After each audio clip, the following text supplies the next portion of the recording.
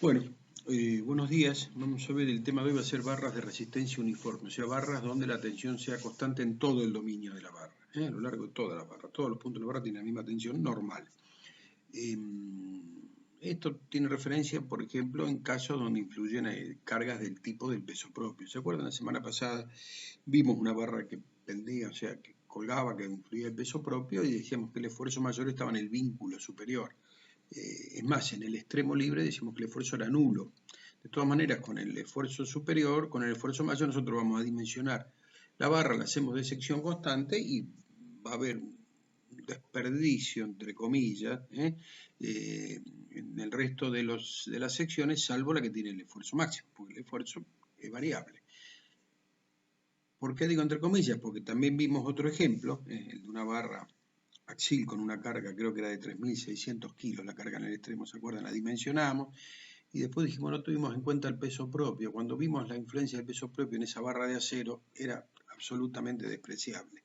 Claro, lo que sucede es que el acero es un material cuyo, de acá lo que interesa es la relación entre el peso del material, si es pesado o no, y la resistencia. En relación a su resistencia, el acero es liviano. En cambio, otros materiales como la mampostería, si bien el peso específico es menor que el del acero, pero en relación a la resistencia, la mampostería es pesada, porque la resistencia no es tan alta. Entonces, por ejemplo, cuando se construyen columnas de mampostería de alta, de gran longitud, por ejemplo, chimeneas de enfriamiento, entonces se busca a veces reducir las secciones de manera de ir optimizando la utilización del material y no consumir tanto material. Vamos a ver someramente ahora este principio aquí con nociones con lo que hemos visto hasta ahora, ¿no es cierto? Si nosotros miramos ahí en el gráfico y consideramos dos secciones muy próximas entre sí, separadas a un diferencial de X, la sección MM y la NN, vemos que sobre la sección inferior, la NN, la carga, el esfuerzo normal va a ser el de la sección superior, MM, incrementado en el peso de ese elemento. Y el peso, o sea, que la ecuación sería esta, hay un diferencial de n, la diferencia entre los normales, es menos gamma por la diferencial de x, que es el peso del elemento. El signo menos es porque en realidad en el sentido que x avanza, el peso disminuye. Bueno, nosotros sabemos por otro lado que la tensión es n sobre a, o sea que el esfuerzo normal es sigma por a. Si diferenciamos esta expresión y consideramos la condición que hemos establecido, que sigma sea constante, al diferenciar nos quedará esto. Con lo cual, si reemplazamos la ecuación con que originamos esto, la de equilibrio, vamos a tener que sigma diferencial de a es menos gamma por a diferencial x. Bueno, si separamos variables e integramos, hacemos la integral indefinida, vamos a llegar a esta expresión. El logaritmo natural de a es menos gamma sobre sigma por x más una constante, que la constante la tomamos así como logaritmo natural de c por una facilidad operativa, ¿no?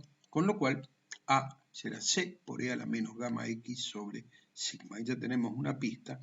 La sección de la columna tiene que ir variando según una exponencial. Bueno, habría que aplicar condiciones de borde, lo vamos a ver rápidamente para entender sobre todo cómo se hace esto. Digamos, bueno, el área en cero tendrá un valor inicial, A sub 0. Ese es el valor de la constante, obviamente, si reemplazamos. No sabemos cuánto es A sub 0. Pero sí, si tenemos una fuerza aplicada en F, supongamos que ahí hay un peso, hay un tanque, algo que sostiene, por algo se hace la columna, por efecto del viento puede ser una fuerza, la fuerza será de tracción, de compresión, en principio la suponemos en el sentido de X. Tendremos que el área en L va a ser esa fuerza sobre sigma, porque también en la sección extrema se tiene que mantener la condición de que sigma sea constante, es el mismo sigma.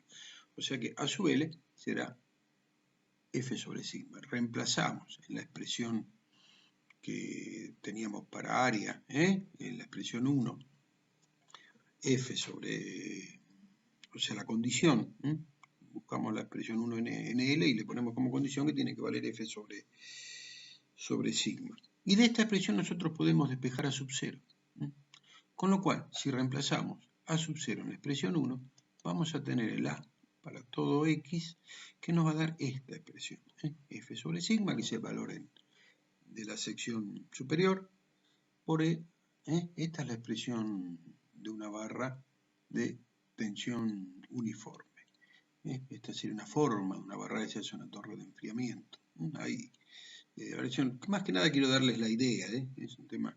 Fíjense otra cosa importante, que el acortamiento o el estiramiento de esta barra es muy sencillo de determinar, porque si sigma es constante, epsilon, que es sigma sobre E, también es constante. Entonces directamente la tensión dividida el módulo de elasticidad por la longitud nos da el acortamiento, en este caso porque es una columna de la barra.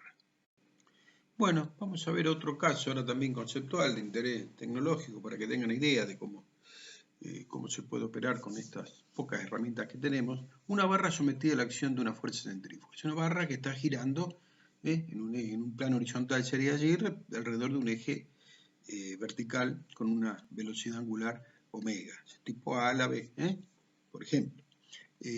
Bueno, en cada elemento de la barra va a haber una fuerza centrífuga elemental, que será el cuadrado de la velocidad angular por el radio, o sea, la distancia al eje, y por la masa de ese elemento.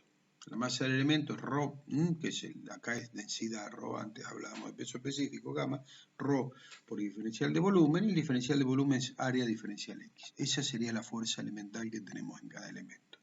Esto nos va a dar una carga por unidad de longitud, que va a ser la fuerza por unidad por elemento.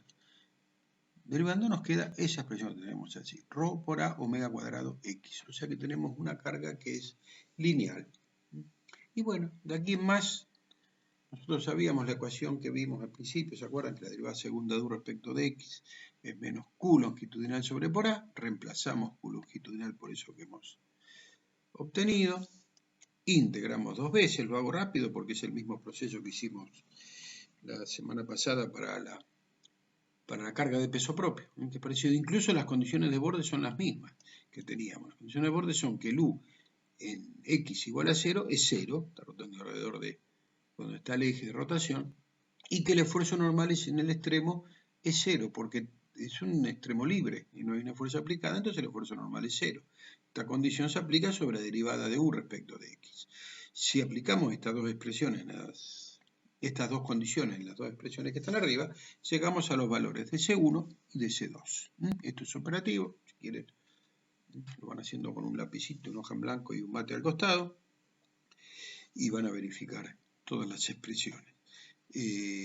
Con lo cual, la expresión de U será esto, reemplazando C1 y C2, y la expresión de N será esta otra. Fíjense que N será una expresión cuadrática, una parábola de segundo grado, y U es una parábola de tercer grado. Ahora los valores, por ejemplo, el esfuerzo máximo normal está en el empotramiento, en el vínculo contra el eje respecto del cual gira, y bueno, reemplazamos X igual a 0 y ahí tenemos el esfuerzo máximo, y la deformación máxima va a estar en el extremo libre, en X igual a L, donde tenemos ese valor para la deformación máxima. O sea que también en este caso de una barra sometida a fuerza centrífuga, como si fuera un álave, nosotros podríamos de alguna manera buscar que la sección, porque fíjense que en el extremo también vamos a tener esfuerzo nulo y esfuerzo máximo en el empotramiento. Podríamos ver qué forma tiene con un planteo parecido, o sea, conceptualmente al que hicimos en la diapositiva anterior, y ahí nos daría una cierta forma. También tiene que ver con los álabes, o sea, no es solo que trabajan en el plano en el cual está rotando, sino también inestabilidades y puede tener movimientos, incluso puede llegar a resonancia vibrando transversalmente al plano de rotación. Pero bueno, en principio podría ser un análisis similar al anterior. Vamos a ver el caso ahora de la barra hiperestática, o sea, aquella que tiene vinculación superflua, vinculación redundante, más de las que necesita. Sería ese caso, una barra axial con una carga P en un punto C a una distancia A de un extremo y B del otro, la longitud total es L, la barra es de sección constante y de material uniforme, homogénea, y bueno, tenemos esa fuerza P. Si nosotros hacemos el diagrama de cuerpo libre de esta barra, vamos a tener una reacción X1 en el extremo A y una reacción X2 en el extremo B. Planteamos la ecuación de equilibrio y vamos a tener que menos X1 más P menos X2 tiene que ser igual a 0. Bueno, esta es la única ecuación que tenemos, porque es el único grado de libertad que consideramos. Una barra axial tiene deformación según el eje. Esta ecuación tiene infinitas soluciones. porque para cada valor que se me ocurra de x1 yo puedo obtener un valor de x2. De hecho, por ejemplo, podría decir que x2 es 0 y x1 va a ser igual a p. O que x1 es 0 y x2 va a ser igual a p. Es más, podría suponer que x2 es menos p, con lo cual x1 va a ser 2p para el otro lado. O sea, cualquier solución, pero de todas esas soluciones hay una sola que tiene sentido. Hay una sola que cumple, porque no se olviden que nosotros estamos hablando acá en resistencia de materiales, de condiciones de equilibrio que ya estamos planteando, y condiciones de deformación. Cada una de esas soluciones lleva implícito una condición de deformación. Vamos a ver cómo se plantea, vamos a aplicar un método general para resolver este tipo de estructura hiperestática, que es el método de la fuerza. ¿Y en qué consiste? Hay muchos métodos, nosotros vamos a ver este porque es el más conceptual. En que yo quito uno de los vínculos redundantes, uno de los vínculos superfluos, tiene que ser redundante, vieron que se acuerdan que había vínculos, condición de vínculo estricto y redundante, tiene que ser un vínculo que sobre, que si yo lo quito, la estructura no gana un grado de libertad. Si yo quito el vínculo, fijar el punto B que tenemos ahí a la derecha, la estructura sigue siendo estable. Pero pongo en evidencia x2, ¿no? Bueno, esta estructura es igual a la anterior, digamos, si x2 es el mismo valor y si x2 es el valor que tiene la reacción en B, la estructura original. Pero vamos a considerar este valor. Y bueno, a esta debemos aplicar una condición de borde de todos los valores posibles de x2. Fíjense, por ejemplo, si x2 fuera 0, que fue lo que dije, una solución x2 igual a 0, y entonces x1 vale p. Es solución de 1, pero no es solución del problema. ¿Por qué? ¿A alguno se le ocurre?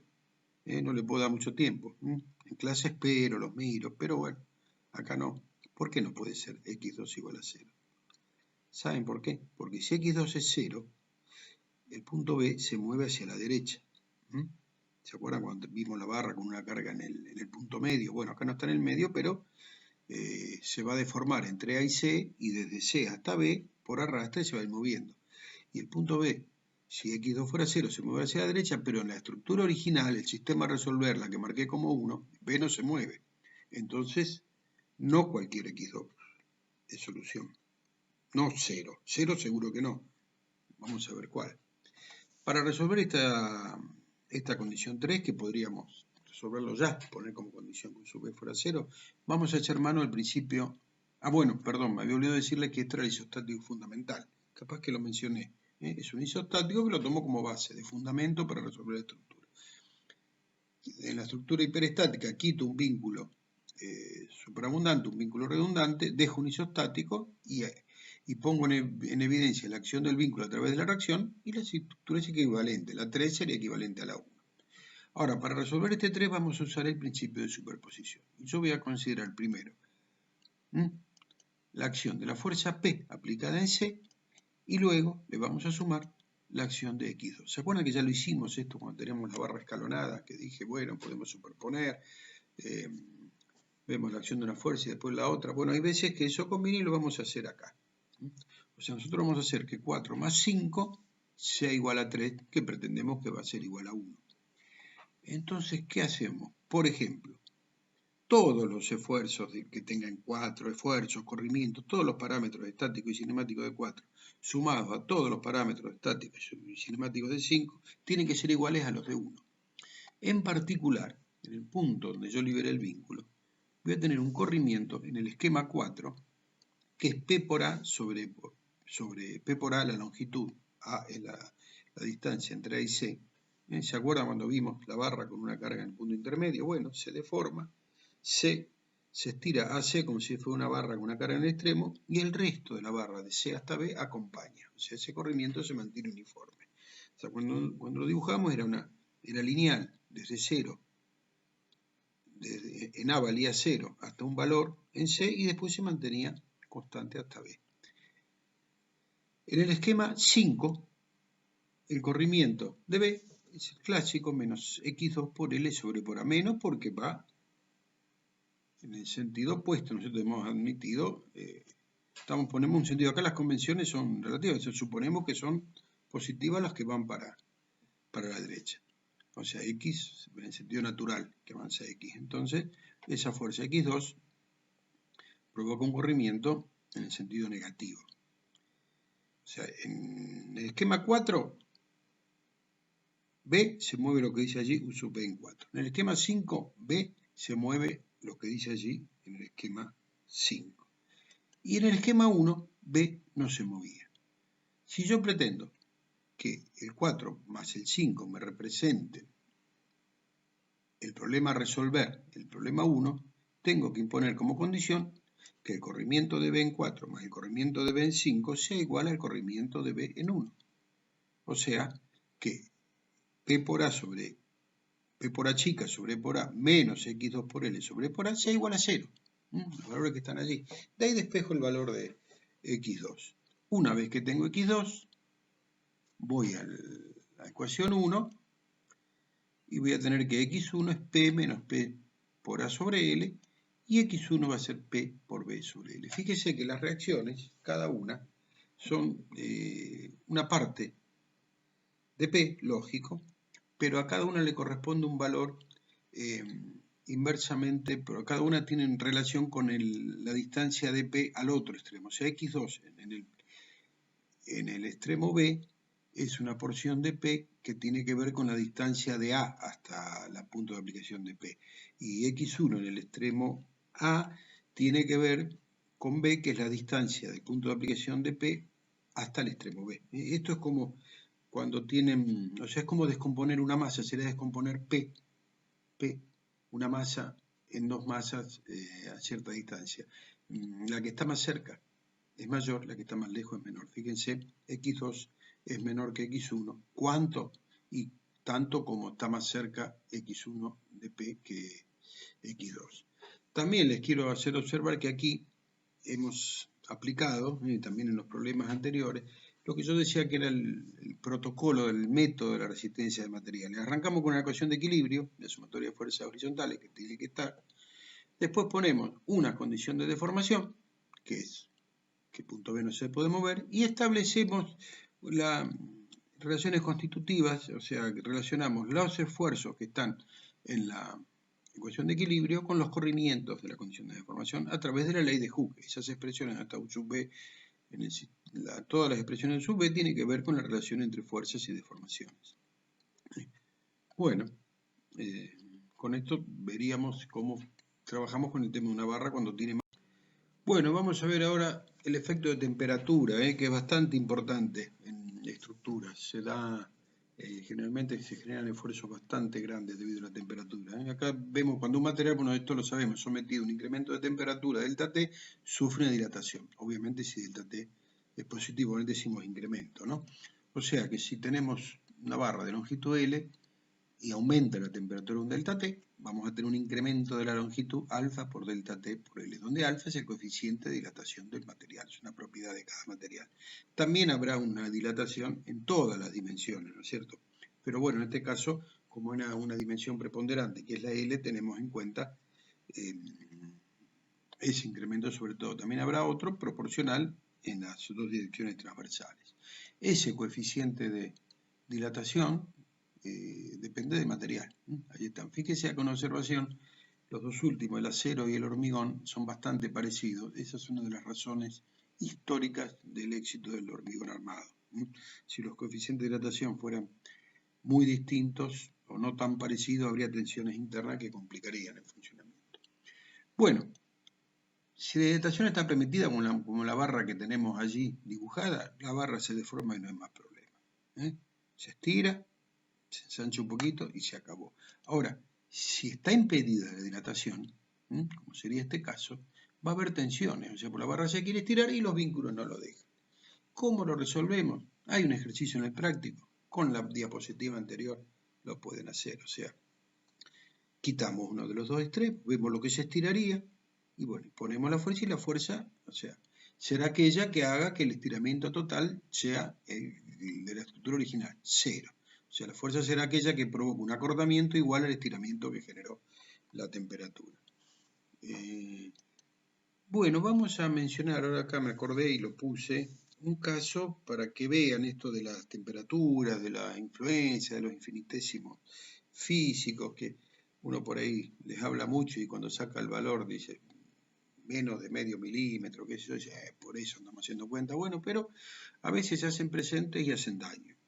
Supónganse que eso fuera, eso que está ahí, vieron cuando hay que hacer una cañería, una tubería enterrada, se hace una excavación, una zanja, y ahí se pone la tubería. Cuando el material es cohesivo, no hay problema, se hace la zanja y se puede dejar y al otro día van y ponen la tubería. Pero hay veces en zonas, por ejemplo, materiales muy fluidos, tipo arenoso, que hay que sostener.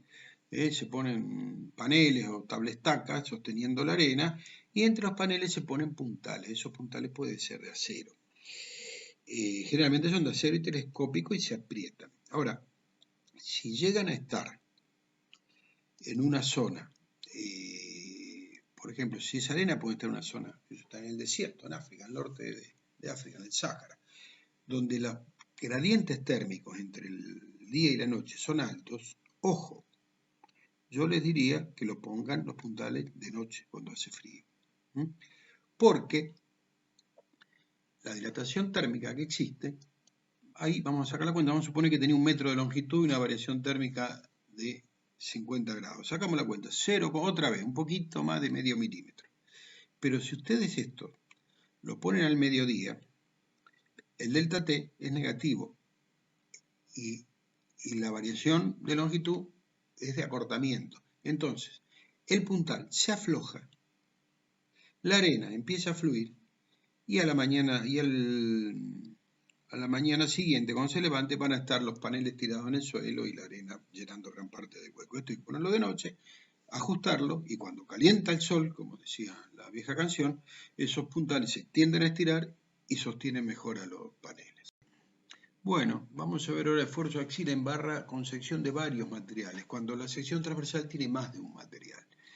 Bueno, ahí tenemos que redefinir lo que es el esfuerzo axial, porque en una sección homogénea decíamos que estábamos en el centroide, cuando la fuerza era normal a la sección, aplicada en el centroide. Acá, y el centroide es un concepto geométrico, depende nada más que de la geometría de la sección. Acá hay un concepto más parecido al centro de masa, ¿no es cierto? No tiene que ver con la densidad, sino con el módulo de elasticidad, pero tiene que coincidir con el centro elástico. ¿Cómo encontramos el centro elástico, las coordenadas del centro elástico? Así, o sea, es como ponderar, o sea, no coincide con el centroide, tampoco con el baricentro, que sería centro de, tomaríamos un diferencial de masa, intervendría la densidad de cada material. Acá interviene el módulo de elasticidad de cada material. En realidad va a estar más cerca del baricentro general que del centroide, porque los materiales más densos, que tienen mayor ρ, tienen un módulo de elasticidad mayor. Pero así se define el centro elástico. Allí tendría que estar aplicada la resultante para que la sección, al deformarse, se traslade paralelamente a sí misma. Si no está aplicada allí, se consideraría excéntrica.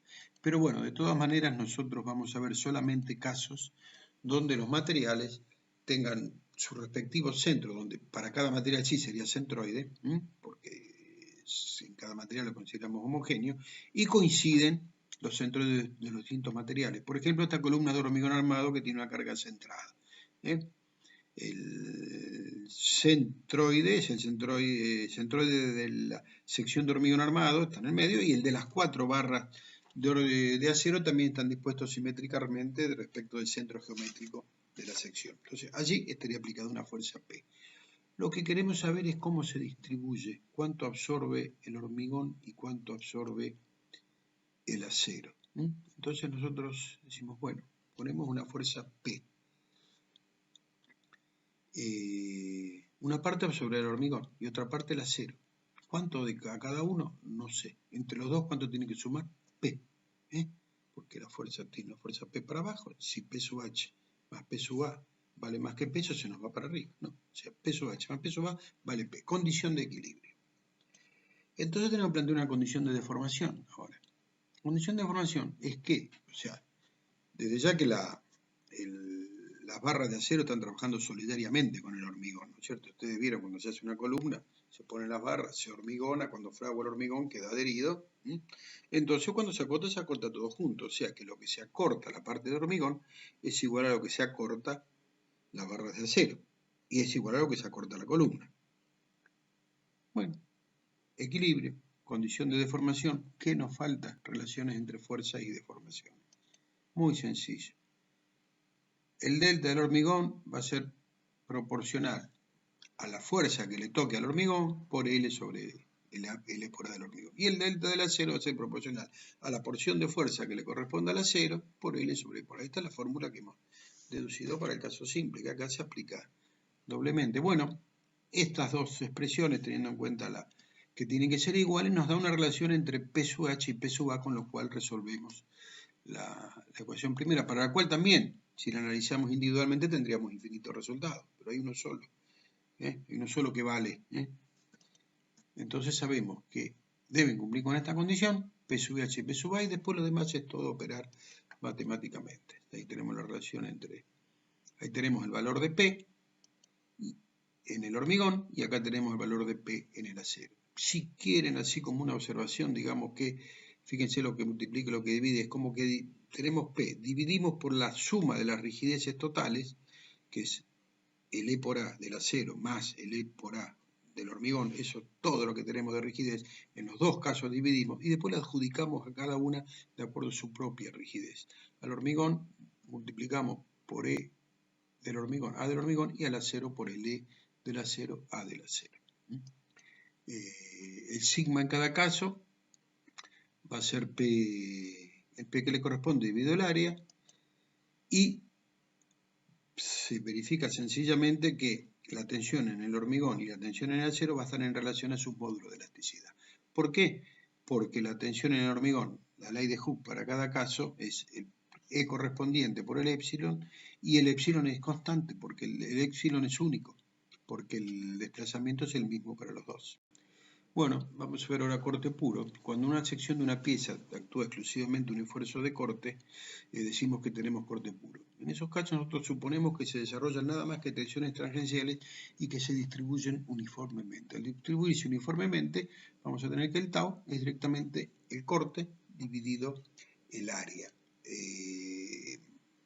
Las distribuciones de corte generalmente son complejas, las tensiones tangenciales, pero se hace esto por una razón de simplicidad y de economía, porque generalmente se utilizan estos conceptos para dimensionar las uniones, bulones, remaches, que es la parte más económica. Entonces sale más sencillo comprar un buloncito de un diámetro mayor que no pagar a un ingeniero un estudio sofisticado de distribución de tensiones elásticas, ¿no es cierto? Además no se justifica. Ya le digo, el costo es escaso. Si vemos acá la sección transversal, vamos a tener dos fuerzas P que se transmiten de una pieza, la planchuela esa que está indicada con A esta barra circular que está indicada como C, a través del bulón ahí B. Bulón, suponemos, de sección circular. Si analizamos el diagrama cuerpo libre del bulón, vamos a tener que la parte izquierda, cuando pretende mover hacia la izquierda, ahí en ese diagrama de tensiones 2 presiona sobre el bulón y se equilibra con las 1 y 3 que responden a la fuerza P que está aplicada sobre la parte derecha. Lo que a nosotros nos interesa en el dimensionado del bulón son las secciones de corte, donde podría cortarse el bulón, que son MI, N y PQ. Allí vamos a tener dos fuerzas B, que sumadas tienen que ser el equivalente a P, la que tiene que transmitir. Esta será la distribución de las tensiones tangenciales en la sección transversal, la MN o la PQ, y la expresión del tau será la fuerza B dividido el área del bulón. La fuerza B, que es P sobre 2, porque en cada sección de corte se transmite la mitad de la fuerza dividido el área.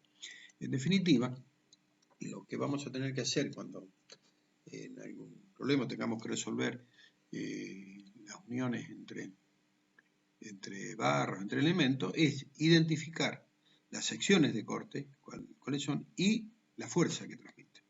Eso es lo más importante que nos va a requerir. Otro caso, por ejemplo, podría ser, donde también tenemos fuerzas de corte, el de un eje que acciona, que pone en movimiento una polea, y para eso se colocó una chaveta. Supongamos un motor que mueve al eje, y el eje arrastra la polea. ¿Cómo lo arrastra? A través de la chaveta. El eje, bueno, el motor tendrá cierta potencia, haremos expresiones, de alguna manera vamos a sacar la fuerza con que tomaremos ecuaciones de momento, intervendrá el torsor, como veremos más adelante en el curso, pero se va a crecer el eje, una fuerza sobre la chaveta, y la chaveta la va a transmitir a la polea. Este sería el esquema. Una fuerza Q que se transmite sobre esa chaveta, que tiene una sección A por H y longitud B en el otro sentido. La sección de corte es el plano medio de la chaveta. ¿Ven? Tenemos un Q que acciona el eje en un sentido, estaría girando ahí en el sentido horario, y la resistencia de la polea sobre la chaveta es el Q que tenemos acá en la mitad superior. La tensión tangencial tau es el SQ dividido la superficie de que está sometida a corte, que es el plano medio de la chaveta, A por B. Bueno, combinando los temas que estamos viendo en el día de hoy, vamos a ver una barra de dos materiales sometidas a variación térmica. Los materiales están dispuestos simétricamente, tiene un cuerpo central de aluminio de sección rectangular cuadrada de 6 centímetros por 6, dos planchuelas de acero. Estas estructuras están unidos, están trabajando adheridos, solidarios, de alguna manera se los unió con algún pegamento, con lo que fuere, pero trabajan solidarios. Hay algo que los vincula y evita que resbalen uno respecto del otro. Estas son las propiedades y las magnitudes de las secciones de cada material. Como vemos allí, el coeficiente de dilatación del aluminio es el doble prácticamente que el del acero. Esto varía 20 grados centígrados, nada más, se calienta a 20 grados centígrados. Nada más que 20 grados, lo que hay a veces entre el día y la noche, o entre la noche y el día. Y fíjense los esfuerzos, vamos a hacer las cuentas ahora, los esfuerzos que se generan. Lógicamente, el aluminio, que tiene un coeficiente de dilatación térmica mayor, el doble, tendería a estirarse más que el acero, ¿no? O sea, si estuvieran libres, el aluminio se estiraría el doble. Como están juntos, se tienen que estirar lo mismo. Entonces, de alguna manera, el acero contiene el aluminio y el aluminio tira del acero. O sea, que nosotros podríamos decir que en esa unión, ahí donde están adheridos, hay una fuerza distribuida que tiene en esos sentidos, suponemos, de acuerdo a nuestra teoría. Si acá lo planteáramos al revés, nos va a dar negativo al final. Pero bueno, esto es lo razonable. Es decir, bueno, como un aluminio tiene un coeficiente de dilatación térmica mayor, se dilataría más, el acero lo retiene. Entonces la fuerza que hace el acero sobre el aluminio, que son las que están sobre la barra central, irían hacia el vínculo. Y el aluminio tira hacia afuera el acero, son las dos fuerzas que están sobre las dos planchuelas de acero. Esas fuerzas son iguales, Q y Q, son recíprocas. Cada par recíproco son iguales y a su vez son iguales la de arriba y la de abajo por una cuestión de simetría. Bueno, ¿cómo lo determinamos? Bueno, el equilibrio ya está planteado, voy a poner Q y Q, estamos diciendo que son iguales y opuestas. La condición de deformación, en definitiva se tienen que estirar lo mismo porque están vinculados. ¿Cómo es la condición sobre el aluminio? Bueno, el aluminio se va a estirar debido a la temperatura y esa fuerza Q lo va a comprimir. El acero es al revés, el estiramiento de la temperatura y el aluminio que tira. SL cuadrado sobre 2 es el resultado que ya vimos, si ustedes recuerdan, cuando vimos, por ejemplo, con la acción de peso propio, una carga uniforme distribuida a lo largo de la barra. Nos daba que el corrimiento, decíamos que era la mitad que si hubiera estado toda la resultante aplicada en el extremo libre, o sea que la Q por L es la resultante, por L sobre E por A dividido 2 porque equivale a la mitad, y si no repasan ese valor, esa clase, o si no lo hacen, ya están en condiciones de hacerlo. Bueno, con esta condición ya podemos despejar el valor de Q. Si le ponemos número, nos va a dar 77 kilos por centímetro. O sea, cada centímetro de longitud genera 77 kilos. O sea que en los 100 centímetros totales se genera una fuerza total de 7,73 toneladas por aumentar 20 grados. Una barrita de 1 metro. Bueno, esa fuerza se absorbe en ese elemento, eso con que está adherido, con que lo pegamos, tiene que resistir esa fuerza. Va a haber un tau promedio en toda la superficie de contacto. ¿Que cuánto es la superficie de contacto? Ahí son los 6 centímetros de arriba, los 6 centímetros de abajo por los 100 centímetros de longitud. Nos da 6 kilos por centímetro cuadrado. Ese tau lo tiene que resistir el pegamento que pongamos allí. El delta final es 0,031, es reemplazar el valor de Q en cualquiera de las expresiones que tenemos arriba. Vamos a ver ahora si vinculáramos de otra manera. Vamos a suponer que a la barra le ponemos dos pernos. Al final, ahora vamos a considerar que estas barras no tienen fricción. Están allí superpuestos, pero pueden resbalar libremente uno de otro. Entonces ponemos dos pernos de 1 centímetro de diámetro que los vinculan. Así lo veríamos en vista y transversalmente sobre la sección están ubicados así. Hay 1 metro hasta el perno, ¿no es cierto? Bueno, para ver cómo calculamos otro elemento de unión. La condición es la misma, solo que ahora la expresión es una X que va a haber allí, que va a ser lo mismo que antes, ¿no es cierto? O sea, el acero va a retener la dilatación del aluminio y el aluminio va a tender a estirar más al acero. La condición de compatibilidad, digamos que los corrimientos son únicos e iguales, entonces será la acción de la temperatura menos la de la fuerza para el aluminio y de la temperatura más la fuerza para el acero conforme al sentido que supusimos para esa fuerza. Bueno, acá despejamos, nos da 3,86 toneladas, la mitad del caso anterior, justamente claro, porque como está en el extremo final, influye en la deformación es por ese medio que teníamos allá arriba. Pero fíjense, 3.800 kilos. O sea que, si verificamos los pernos, tenemos sobre cada perno, en cada unión, tenemos 4 uniones allí, ¿no es cierto? O sea, sería entre el aluminio y el acero, las 2 secciones de corte a nivel superior, y entre el aluminio y el acero, las secciones de corte a nivel inferior. Hay 4 secciones de corte. Entonces la fuerza la dividimos por 4 y pi sobre 4 es el área de cada perno, ¿no? Así que nos daría 1.230 kilos sobre centímetro cuadrado. La deformación es la misma. Bueno, esto es los distintos tipos. Hay otra forma de unir también, que es la soldadura. Eso es más parecido a la primera parte. Nosotros no lo vamos a ver, es muy tecnológico, pero está en el apunte que le ponemos, o sea, es un apunte de la Universidad del Noroeste, apuntes de clase, y está bien explayado. Si alguno tiene curiosidad lo puede ver ahí. Bueno, con esto